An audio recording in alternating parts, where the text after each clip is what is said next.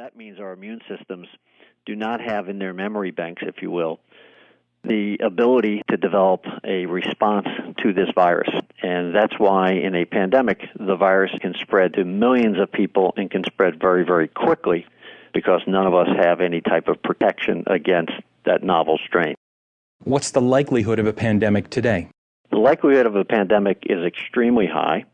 If you really listen to a number of healthcare experts and infectious disease physicians in society today, they'll tell you it's a question of when, not if, the next pandemic will strike. And in fact, in May, Margaret Chan, who's the Director General of the WHO, said that a flu pandemic would be the greatest threat to global health in the 21st century. We have had, in the last century, 3 pandemics in the years 1918 to 1919, 1957, also in 1967 and 1968. The most severe of those pandemics was the 1918-1919 pandemic, which, through all accounts that we can see, had a large global impact of millions of people dying from this novel strain of influenza. What impact can such a crisis have on business? It'll have a very big impact. In fact, the Congressional Budget Office estimates that a severe pandemic similar to 1918 and 1919 could cause about a 4.25% reduction in the U.S. gross domestic product in that pandemic year.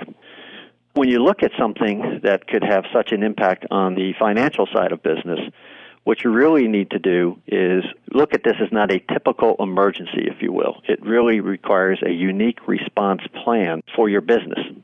What you can probably count on is absenteeism rates are likely to be much higher and more prolonged during a pandemic. And in some models, they've actually looked at 30% absenteeism.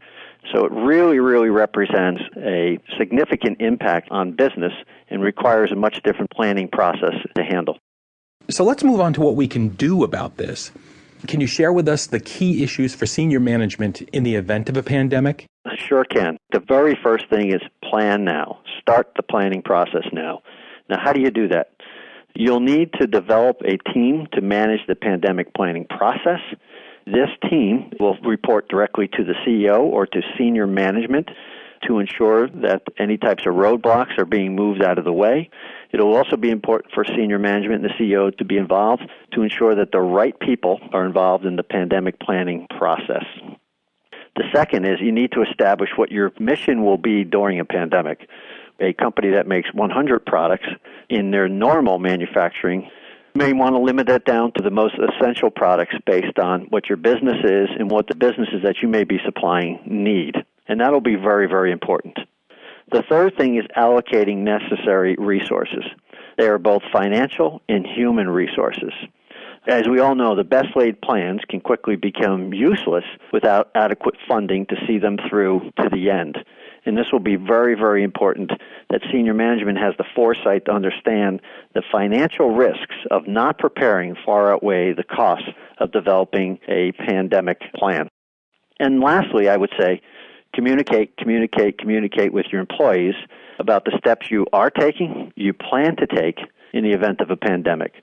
That starts with basic education about the difference between the pandemic and seasonal influenza, the educational process about how they can protect themselves and protect their family members will certainly be very important.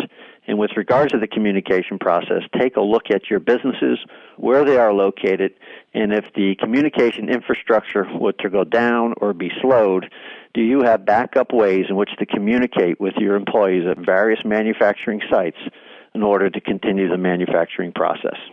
Let's break this down further. How does the solution lie in pandemic planning? Pandemic planning is very, very important, and pandemic planning right now is even more important. The WHO, World Health Organization, has 6 triggers for us to determine where we are in a pandemic. Right now we are in phase 3, which means there is a novel strain. There are some folks being infected, mostly in Indonesia, though we have seen cases in the Middle East and in Russia as well. The next stage would be stage 4, which would include more human-to-human transmission. Stage 5 would be large groups of human-to-human transmission, and stage 6 would be an outright pandemic. Once we enter phase 4 with local outbreaks,